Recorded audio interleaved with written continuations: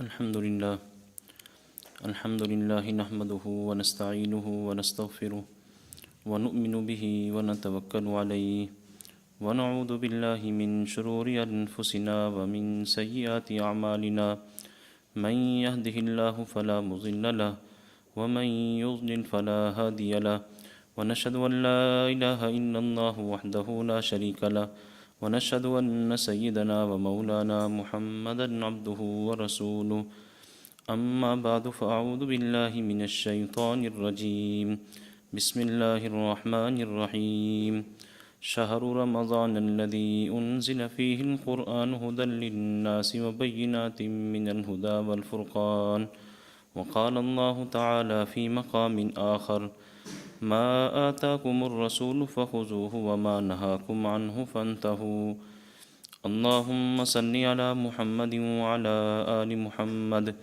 كما صليت على إبراهيم وعلى آل إبراهيم إنك حميد مجيد اللهم بارك على محمد وعلى آل محمد كما باركت على إبراهيم وعلى آل إبراهيم إنك حميد مجيد۔ رمضان المبارک کا مہینہ بہت ہی بابرکت، عظمت اور شان والا مہینہ ہے۔ اس مہینے کو اللہ رب العزت نے ایسی بہت ساری خصوصیات عطا فرمائی ہیں جو باقی 11 مہینوں میں سے کسی کو بھی عطا نہیں ہوئی۔ رمضان مبارک ایسا مہینہ ہے جس کو اللہ رب العزت نے روزوں جیسی اہم عبادت کے لیے منتخب فرمایا۔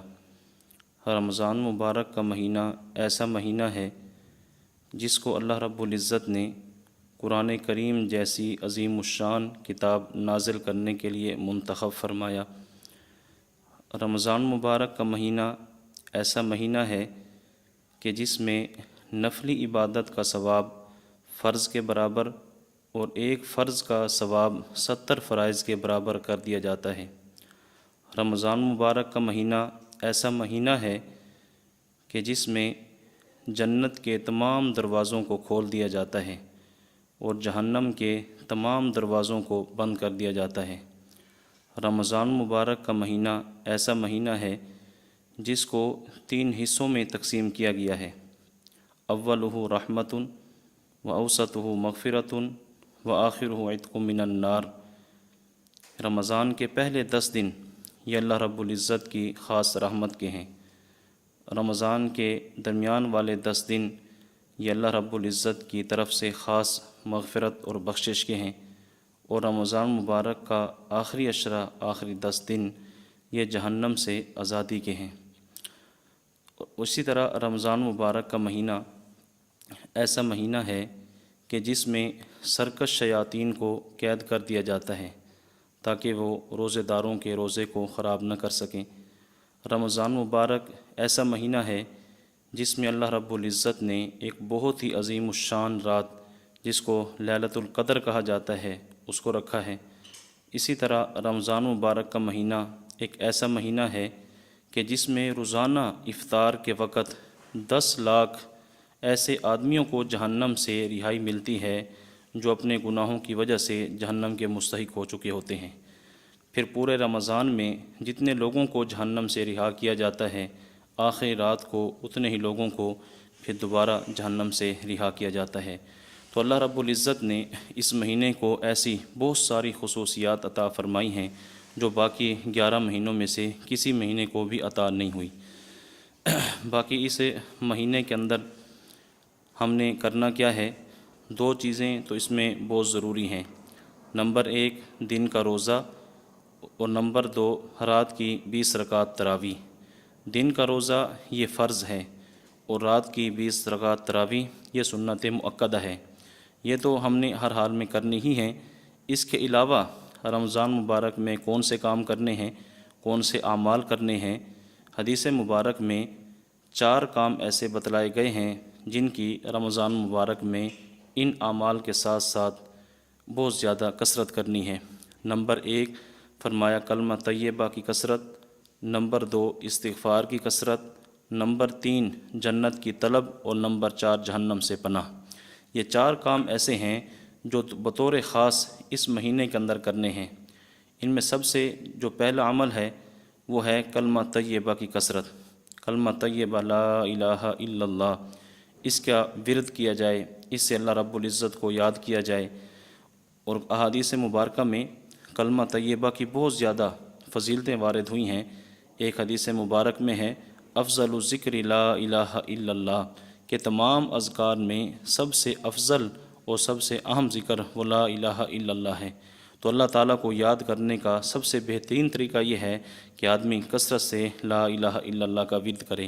اور یہ کلمہ کتنا اہم ہے، اس کی قیمت اور اس کا وزن کتنا زیادہ ہے، اللہ رب العزت کو یہ کلمہ کتنا زیادہ محبوب ہے، اس کا اندازہ آپ اس سے لگائیں کہ ایک مرتبہ حضرت موسیٰ علیہ السلام نے اللہ رب العزت سے یہ درخواست کی کہ باری تعالیٰ مجھے کوئی ایسا خاص ورد بتائیں جس سے میں آپ کو یاد کیا کروں۔ تو اللہ رب العزت نے فرمایا کہ اے موسیٰ لا الہ الا اللہ پڑھا کریں۔ تو موسیٰ علیہ السلام نے دوبارہ درخواست کی کہ باری تعالیٰ مجھے کوئی ایسا خاص ورد بتلائیے جس سے میں آپ کو یاد کیا کروں۔ تو اللہ رب العزت نے دوبارہ یہی کلمہ ارشاد فرمایا کہ اے موسیٰ لا الہ الا اللہ پڑھا کرو۔ موسیٰ علیہ السلام نے تیسری بار پھر درخواست کی تو اللہ رب العزت نے فرمایا کہ اے موسیٰ یہ کلمہ طیبہ اتنا اہم کلمہ ہے، اگر اس کلمے کو ترازو کے ایک پڑلے کے اندر رکھ دیا جائے اور ترازو کے دوسرے پڑلے کے اندر ساتوں آسمان ساتوں زمینوں کو رکھ دیا جائے، فرمایا کہ یہ کلمہ طیبہ والا پڑلا جھک جائے گا۔ دیکھیں اس کلمے کی کتنی قیمت ہے، کتنا وزن ہے کہ ایک طرف کلمہ طیبہ ہو اور دوسری طرف ساتوں آسمان ساتوں زمینیں ہوں، تو نہ وہ قیمت کے اندر اس کے برابر ہو سکتی ہیں اور نہ ہی وزن کے اندر اس کے برابر ہو سکتی ہیں۔ ایسا کلمہ طیبہ اللہ رب العزت نے یہ عطا فرمایا ہے۔ تو اس کلمے کی بہت بڑی فضیلت اور بہت بڑی عظمت اور شان ہے، اس لیے اس مہینے کے اندر کثرت کے ساتھ لا الہ الا اللہ کا ورد کرنا چاہیے۔ اور یہاں میں ایک وظیفہ بھی آپ حضرات کی خدمت میں عرض کر دوں کہ رمضان مبارک کا مہینہ ہے، اس مہینے کا جہاں ہم نے ورد کرنا ہے تو کوشش کریں کہ 70,000 مرتبہ کلمہ طیبہ کا ورد کیا جائے۔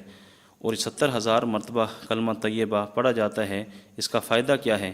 شیخ الحدیث حضرت مولانا زکریا رحمۃ اللہ علیہ نے فضائل اعمال کے اندر یہ بات لکھی ہے کہ ایک اللہ والے تھے شیخ قرطبی رحمۃ اللہ علیہ، وہ فرماتے ہیں کہ میں نے یہ بات سنی کہ جو بندہ 70,000 مرتبہ کلمہ پڑھتا ہے اور اس کے بعد کسی کو بخش دیتا ہے، کسی میت کو اس کا ایصال ثواب کر دیتا ہے، تو اللہ رب العزت اس کی بخشش فرما دیتے ہیں۔ تو کہتے ہیں کہ 70,000 مرتبہ میں نے اپنے لیے پڑھا، 70,000 مرتبہ میں نے اپنی بیوی کے لیے پڑھا، اور اسی طرح 70,000 کے 1-2 نصاب میں نے زید وہ اپنے لیے رکھ لیے۔ فرماتے ہیں میں ایک جگہ پر گیا تو وہاں دیکھا ایک نوجوان، اس کے بارے میں یہ بات مشہور تھی کہ اس کو کشف ہوتا ہے، اس کو اللہ رب العزت ایسی چیزیں دکھا دیتے ہیں جو عام بندہ نہیں دیکھ سکتا، حالات اس کو اوپر کھول دیتے ہیں۔ تو کہتے ہیں مجھے یہ سن کر یقین نہ آیا کہ ایسا بہت مشکل ہے۔ اس نوجوان کی حالت کو دیکھا تو فرماتے ہیں کہ پھر ہم کھانا کھا رہے تھے تو وہ نوجوان بھی ہمارے ساتھ دسترخوان پر بیٹھا کھانا کھا رہا تھا، تو اچانک اس نے چیخ ماری اور اس کو اوپر گریہ طاری ہو گیا اور وہ کانپنا شروع ہو گیا۔ اس سے پوچھا گیا کیا ہوا؟ اس نے کہا کہ مجھے میری والدہ دکھائی گئی ہے اور وہ آگ کے اندر جل رہی ہے۔ تو اس نے یہ بات کہی تو شیخ فرماتے ہیں کہ میں نے دل ہی دل میں یہ نیت کی کہ یا اللہ جو 70,000 مرتبہ نصاب میں نے پڑھا ہوا ہے میں اس کی والدہ کو پہنچاتا ہوں، اس کی والدہ کو اس کا ایصال ثواب کر دیا۔ تو تھوڑی دیر گزری، پھر دیکھا گیا کہ وہ نوجوان ہنس رہا ہے، مسکرا رہا ہے۔ اس سے پوچھا کہ کیا ہوا؟ تو کہنے لگا کہ اب مجھے میری والدہ دکھائی گئی ہے اور اس کو بخش دیا گیا ہے، اس کے عذاب کو ختم کر دیا گیا ہے، اب وہ بہت راحت اور سکون کے اندر ہے۔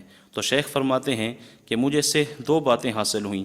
ایک تو یہ کہ اس نوجوان کے بارے میں جو یہ بات مشہور تھی یہ بات بالکل درست ہے، واقعی وہ صاحب کشف تھا۔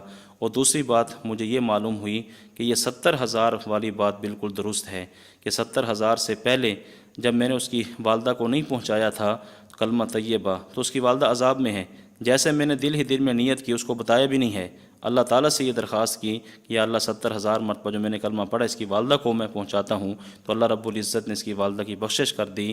تو مجھے معلوم ہوا کہ واقعی 70,000 والی بات یہ بالکل درست ہے۔ تو رمضان مبارک کا مہینہ یہ بہت ہی برکت والا مہینہ ہے، عظمت شان والا مہینہ ہے، اعمال کا بڑا ایک ماحول ہوتا ہے۔ تو اس لیے اس مہینے کے اندر جہاں ہم نے دیگر اعمال کرنے ہیں تو وہاں کلمہ طیبہ کی کثرت بھی کریں، اور کوشش کریں کہ ہر بندہ اپنے لیے کم از کم ایک مرتبہ یہ نصاب 70,000 کا پڑھ کے رکھ لے، یا اس طرح عزیز و اقارب، والدین، بہن بھائی، رشتہ دار جو فوت ہوئے ہیں ان کے لیے بھی آدمی پڑھ سکتا ہے اور اپنے لیے بھی پڑھ کر رکھ سکتا ہے، تو اس کا بھی اہتمام کرنا چاہیے۔ دوسری بات جو حدیث مبارک میں ہے وہ ہے استغفار کی کثرت، کہ اس مہینے کے اندر زیادہ سے زیادہ استغفار کرنا چاہیے۔ استغفار کا معنی ہے اللہ تعالیٰ سے بخشش طلب کرنا، اللہ تعالیٰ سے معافی مانگنا۔ انسان خطا کار ہے، انسان سے بہت ساری خطائیں ہو جاتی ہیں، گناہ ہوتے ہیں، تو اس لیے اللہ رب العزت سے معافی مانگنی چاہیے۔ دیکھیں دو لفظ ہیں، ایک ہے استغفار اور ایک ہے توبہ، یہ دونوں اکٹھے چلتے ہیں، توبہ اور استغفار۔ استغفار اس کا تعلق ہے ماضی کے گناہوں کے ساتھ، جو انسان سے ماضی کے اندر خطائیں ہو گئی ہیں، گناہ ہو گئے ہیں، اور توبہ کا تعلق مستقبل کے ساتھ ہے کہ آئندہ انسان نہ کرے۔ تو ہم اللہ تعالیٰ سے اس مہینے کے اندر استغفار بھی کریں اور توبہ بھی کریں، اپنے سابقہ ماضی کے گناہوں پر استغفار کریں، معافی مانگیں، اور آئندہ نہ کرنے کا پکا عزم کریں۔ تو اس مہینے کے اندر استغفار کی بہت زیادہ کثرت ہونی چاہیے، اور احادیث مبارکہ میں استغفار کے مختلف کلمات وارد ہوئے ہیں۔ سب سے مختصر تو یہی ہے، استغفر اللہ استغفر اللہ استغفر اللہ۔ اس کے علاوہ استغفر اللہ الذی لا الہ الا هو الحی القیوم واتوب الیہ، یا استغفر اللہ ربی من کل ذنب واتوب الیہ۔ تو اس میں استغفار بھی ہے اور اس میں توبہ بھی ہے، تو ہمیں اس مہینے کے اندر زیادہ سے زیادہ اس کا اہتمام کرنا چاہیے۔ حضور پاک صلی اللہ علیہ وسلم باوجود معصوم ہونے کے، باوجود امام الانبیاء، سید الانبیاء، خاتم الانبیاء ہونے کے، روزانہ 100 مرتبہ استغفار کیا کرتے تھے۔ تو جب نبی علیہ الصلوۃ والسلام استغفار کا اتنا اہتمام کرتے ہیں تو ہم تو بہت سارے گناہ کرتے ہیں، ہم تو گناہوں کا مجموعہ ہیں، تو ہمیں تو بہت زیادہ اس کا استغفار کرنا چاہیے۔ تو اس لیے رمضان کے اندر اس کی بہت زیادہ کثرت ہونی چاہیے کہ آدمی سابقہ گناہوں سے معافی مانگے اور آئندہ نہ کرنے کا پکا عزم کرے۔ اور جو تیسری بات حدیث مبارکہ میں بیان کی گئی ہے وہ ہے جنت کی طلب، کہ جنت کو مانگا جائے، جنت کا سوال اللہ رب العزت سے کیا جائے، اللہ تعالیٰ سے زیادہ جنت کو مانگا جائے، کیونکہ رمضان مبارک کے مہینے میں جنت کے تمام دروازوں کو کھول دیا جاتا ہے۔ اللہ تعالیٰ کی رحمت بہت ہی پرجوش ہوتی ہے، تو اللہ تعالیٰ سے جنت مانگنی چاہیے تاکہ اللہ رب العزت ہمارے لیے جنت کا فیصلہ فرما دیں۔ اور حدیث مبارک میں ہے کہ جب بھی جنت اللہ تعالیٰ سے مانگی جائے، جنت الفردوس مانگی جائے، جب بھی اللہ تعالیٰ سے سوال کرنا ہو تو فرمایا کہ جنت الفردوس کا سوال کیا کرو، جنت الفردوس مانگا کرو، کیونکہ یہ جنت الفردوس تمام جنتوں میں سب سے عالی جنت ہے۔ اس کا ذکر قرآن پاک میں بھی ہے، فرمایا ان الذین آمنوا وعملوا الصالحات کانت لہم جنات الفردوس نزلا، میں کہ جو لوگ ایمان لائے، ایمان کے بعد نیک اعمال کرتے رہے، تو قیامت کے دن جنت الفردوس ان کا مہمان خانہ ہوگا، اللہ رب العزت کی طرف سے ان کی مہمان نوازی ہوگی، اللہ رب العزت کے یہ مہمان ہوں گے، اللہ رب العزت ان کے میزبان ہوں گے۔ تو اللہ رب العزت نے بہت کچھ اہل جنت کے لیے، اہل ایمان کے لیے تیار کیا ہوا ہے، بلکہ ایک حدیث قدسی ہے، اللہ رب العزت ارشاد فرماتے ہیں اعددت لعبادی الصالحین ما لا عین رأت ولا اذن سمعت ولا خطر علی قلب بشر، فرمایا کہ میں نے اپنے نیک اور صالح بندوں کے لیے ایسی نعمتیں، ایسی چیزیں تیار کر کے رکھی ہوئی ہیں، فرمایا کہ آج تک کسی آنکھ نے دیکھی نہیں ہے، کسی کان نے سنی نہیں ہے، اور کسی کے دل پر ان کا خیال تک بھی نہیں گزرا۔ ایسی نعمتیں اللہ رب العزت نے اہل ایمان کے لیے، اہل جنت کے لیے تیار کر کے رکھی ہیں۔ تو اس لیے ہمیں چاہیے کہ ہم اس مہینے کے اندر زیادہ سے زیادہ اللہ رب العزت سے جنت کا سوال کریں، جنت مانگیں۔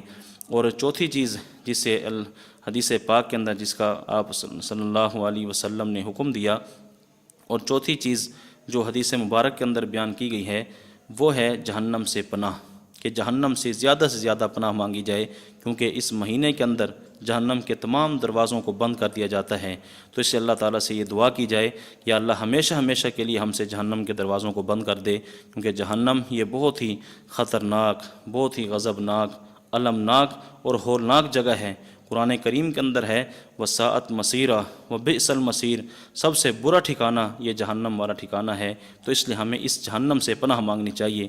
تو رمضان المبارک کا مہینہ یہ بہت ہی عظمت اور شان والا مہینہ ہے، تو اس مہینے کے اندر عبادت کا ماحول ہے، نیک اعمال کا ماحول ہے۔ تو نبی کریم صلی اللہ علیہ وسلم نے ہمیں کرنے والے کام بھی بتلائے ہیں اور جن کاموں سے بچنا ہے وہ بھی آپ نے ارشاد فرما دیے ہیں، تاکہ ہمارا رمضان مبارک یہ قیمتی سے قیمتی بن جائے۔ تو حدیث مبارک میں 4 کام بیان کیے گئے ہیں جو میں نے آپ حضرات کی خدمت میں عرض کیے ہیں۔ نمبر 1 کلمہ طیبہ کی کثرت، نمبر 2 استغفار کی کثرت، نمبر 3 جنت کی طلب، اور نمبر 4 جہنم سے پناہ۔ اللہ تعالیٰ سے دعا ہے کہ اللہ تعالیٰ ہمیں ان اعمال کو اختیار کرنے کی توفیق عطا فرمائے۔ وآخر دعوانا ان الحمد للہ رب العالمین۔